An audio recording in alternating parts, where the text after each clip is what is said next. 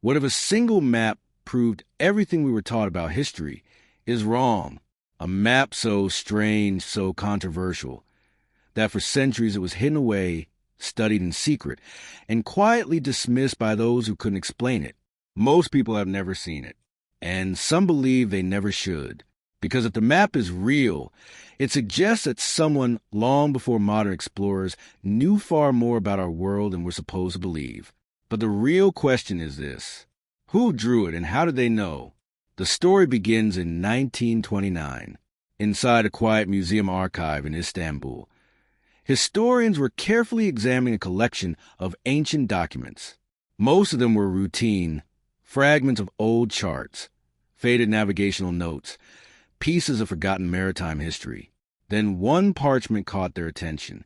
It looked ordinary at first, just another worn map drawn on gazelle skin, brown with age, edges frayed from centuries of handling. But when researchers unfolded it fully, they realized they were looking at something extraordinary. The map had been drawn in the year 1513, and it was signed by an Ottoman admiral named Piri Reis. At first glance, it showed parts of Europe, Africa, and the Atlantic Ocean, exactly what you'd expect from an early 16th century map. But then historians noticed something impossible. Along the bottom of the map, there appeared to be the coastline of Antarctica. That alone was shocking. Antarctica wasn't officially discovered until 1820, more than 300 years later. But that wasn't the strangest part. The coastline on the map didn't match the Antarctica we know today. It showed the land without ice. Clear, detailed, and strangely accurate. Almost as if the cartographer had seen the continent before it was buried beneath miles of frozen ice. Researchers double-checked everything. They compared coastlines, measured angles, analyzed distortions, and again, the shapes seemed to match. Some parts even aligned with modern seismic surveys of Antarctica's hidden landmass beneath the ice. Think about that for a second.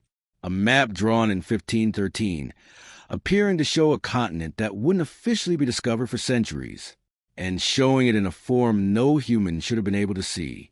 Naturally, historians wanted answers, but the deeper they looked, the stranger the story became. Because Piri Reis didn't claim the map was his own creation. In fact, he left a note directly on the map explaining where his information came from. According to his writings, he had copied the data from much older maps, some from Arab navigators, some from Portuguese explorers, and some, he claimed, were far older, ancient sources that dated back to the time of Alexander the Great, maps that, according to him, had been passed down and copied for centuries. But that raises a disturbing possibility. If Piri Reis was simply copying older charts, then the real knowledge behind this map might be thousands of years old. And that's where things became controversial. Because if ancient civilizations possessed accurate global maps, it would completely challenge what we believe about early history.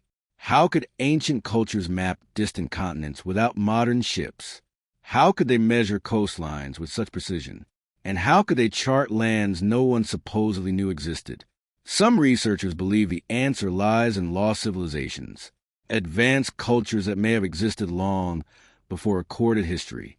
Civilizations capable of navigation, astronomy, and cartography far beyond what we currently credit them with. Others propose a different theory, that secret explorers reached distant lands centuries before the official discoveries. Long before Columbus ever crossed the Atlantic, long before European empires began charting the globe, perhaps the knowledge existed, but it was kept hidden.